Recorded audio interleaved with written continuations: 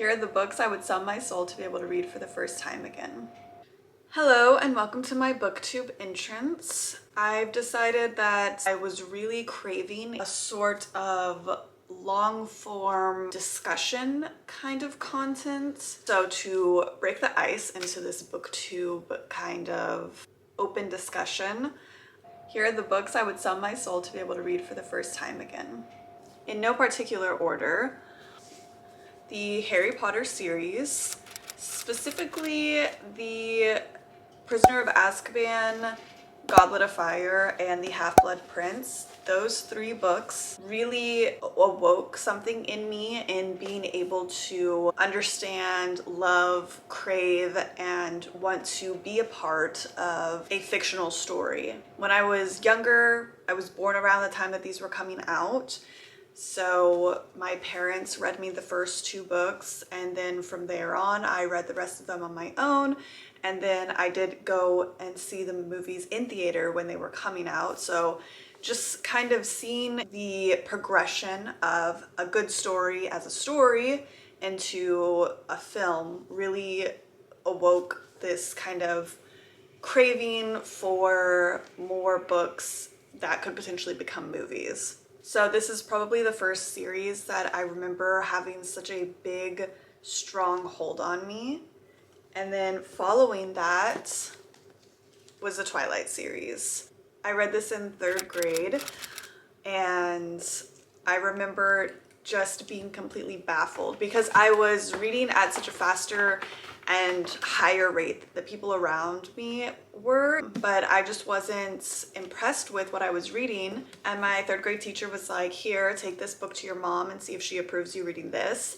And I honestly thought my mom was going to say no, but she didn't. And I read the whole Twilight series. And then when those became movies, I believe my parents did watch them first and then approved that they were kid appropriate before I watched them. I did see maybe Eclipse or Breaking Dawn Part 1 in movie theater. And I remember one of my parental figures covering my eyes during one of the sexier scenes.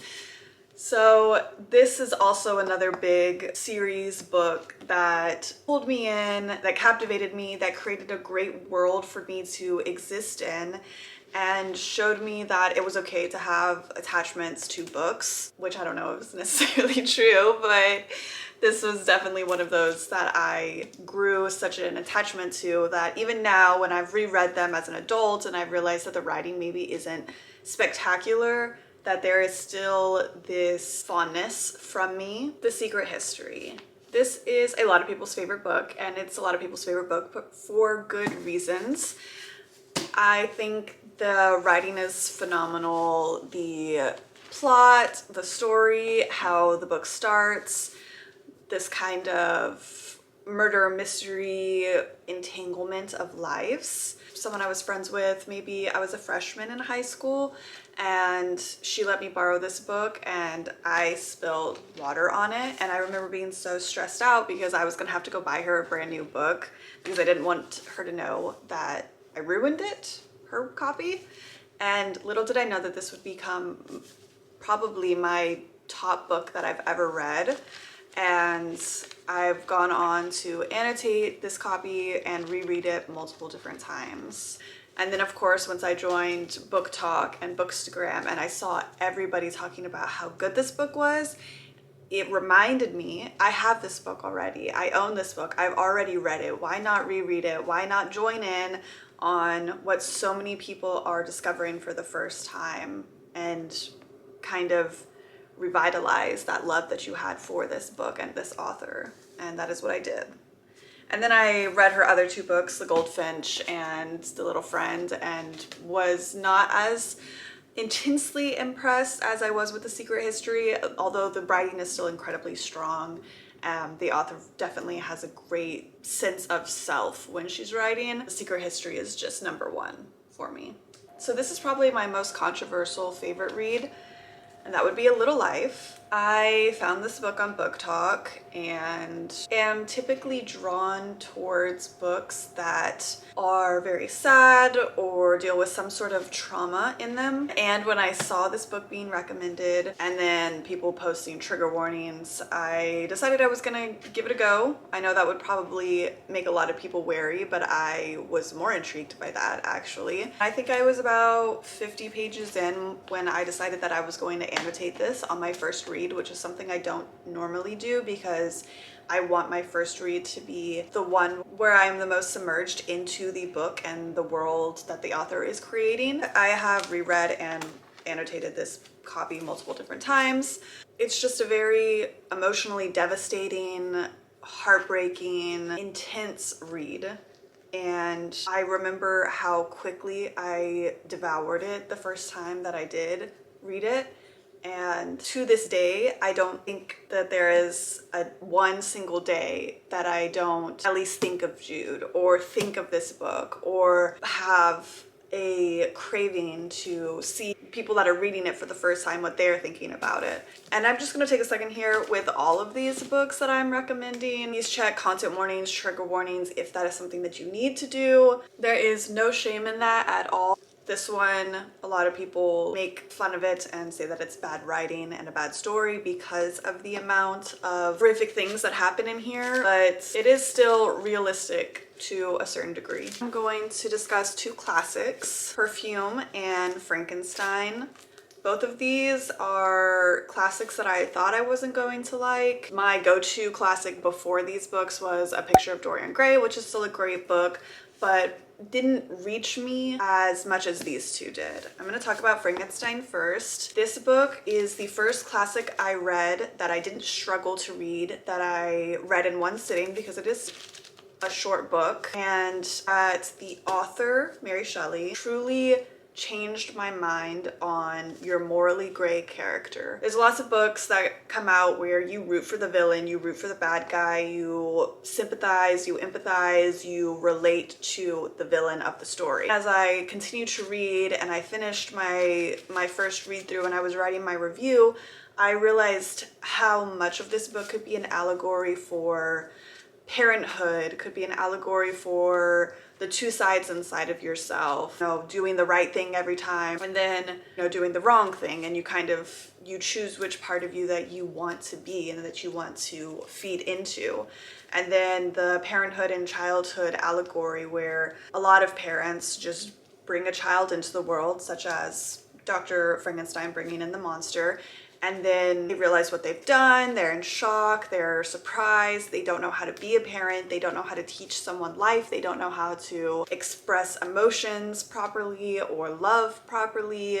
That is also kind of seen between Frankenstein and the monster. I will forever recommend Frankenstein as a beginner classic if you are looking for a short introduction into reading classics that the language isn't so hard to understand. 200 pages, it's emotional, it's short, it's not sweet, but it is a good start into classics. Following that with Perfume, this is the second classic that really shook me in a way that made me want to read more classics, because I was like, wow, if I can understand them, maybe these are classics for a reason. So this, of course, is a story about a murderer. He can smell humans, kind of like perfume, and he takes the essence of those humans and makes them into perfume, basically. And the premise of the book brought me in, and then the actual story and how disturbing and gory and crazy it was kept me into the book and made this probably one of my favorite classics. I think it's probably Frankenstein, Perfume, and then A Picture of Dorian Gray if I had to rank those three. This cover is gorgeous. It's probably one of my favorite ones that I have purchased. And I do like to collect multiple different copies of the same book if they are one of my favorites. It's like classics. There's so many different covers and each one is typically more beautiful than the one that came before. This is another one that doesn't have such heavy old-timey writing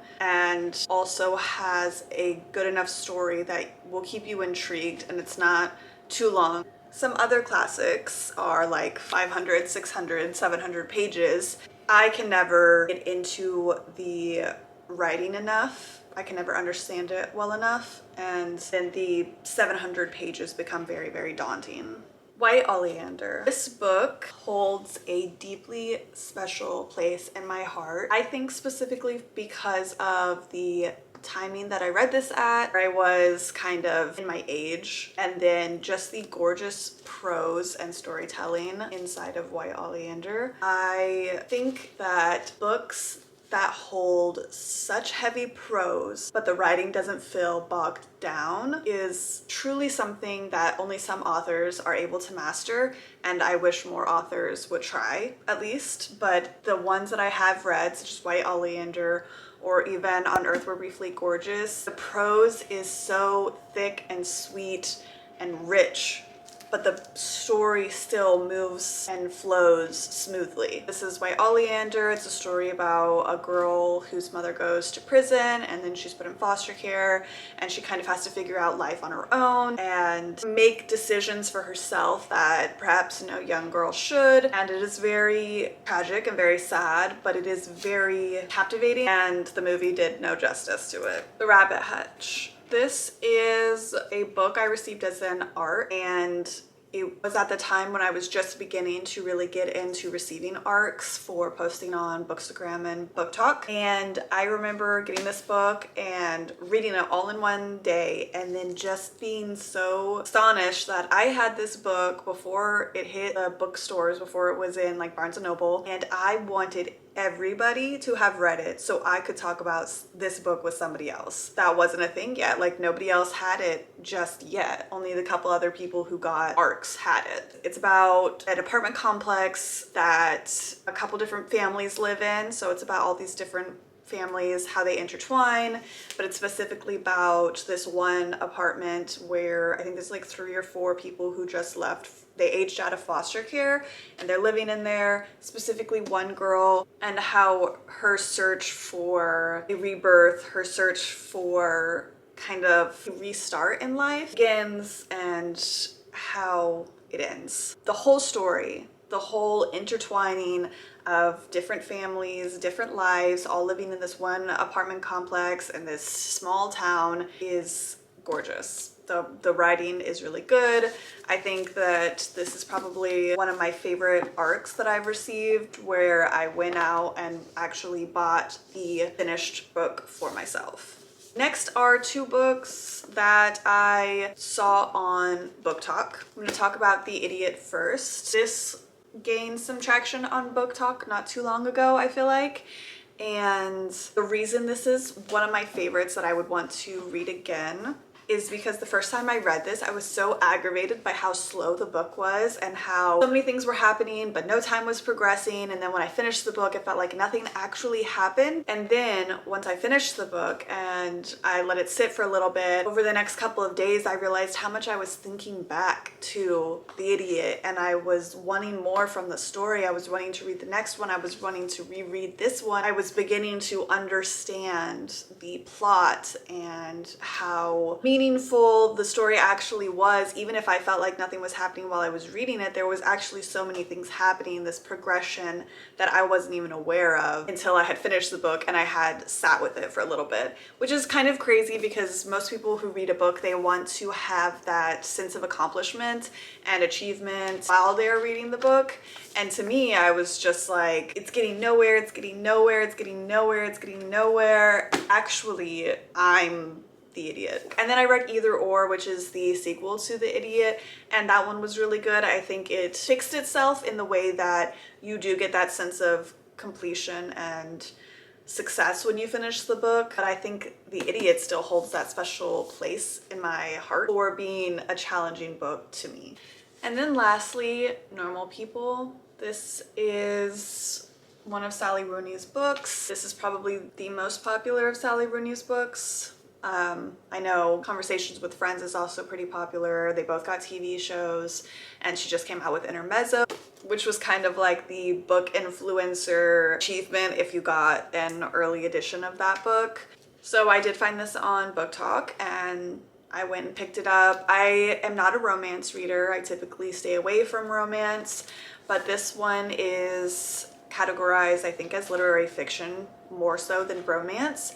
So I decided to go out on a limb, give it a little try, and obviously I enjoyed it a fair amount. I think this was one of the first literary fiction books with a subcategory of romance that I genuinely enjoyed, even though the romance is not necessarily romance with a happy ending, which I don't think every book needs a happy ending. I would sell my soul to reread this and just to be able to experience the happiness, sadness, disgust, anger, all of the emotions I felt when I read this the first time. And then when I reread it and I annotated it, and then when I reread it again after I let my friend receive my copy and annotate it. There are so many good things about this book because of the amount of people that it brought together.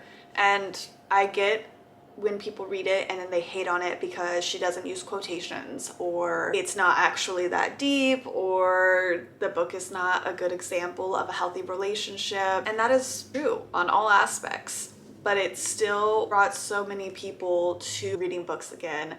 And I think books like that should be celebrated a little bit more, even if a lot of people don't like them. Let me know if you liked or hated any of these books, if you would sell your soul to read them again, or what books you would sell your soul to read again.